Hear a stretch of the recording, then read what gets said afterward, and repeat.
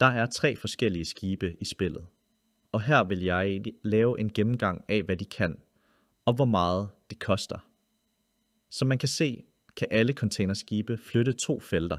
På et kvartal, den last et level et containerskib kan have med, er en container.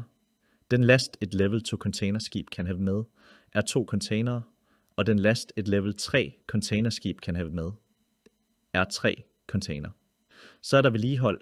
Det skal betales for hvert skib, man har. Når man laver årsregnskab, for at level et containerskib koster det 30 millioner, for et level 2 containerskib koster det 40 millioner, og for et level 3 containerskib koster det 50 millioner. Så kommer vi til køb af containerskib. Der skal man altid bruge en auktion. At købe et level 1 containerskib koster 50 millioner.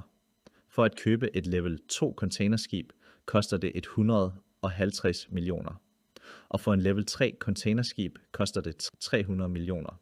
Hvis man mangler penge, har man mulighed for at sælge sin containerskib. Ved salg af et level 1 containerskib får man 20 millioner. For et level 2 containerskib får man 80 millioner. Og for et level 3 containerskib får man 150 millioner. Jo større ens handelsflåde er, stiger man på børsen.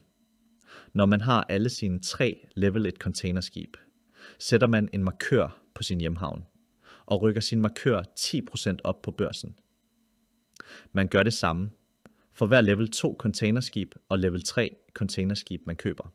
Hvis man er så uheldig, at man skal sælge containerskibe, fjerner man sin markør fra ens hjemhavn og rykker sin markør 10% ned på børsen.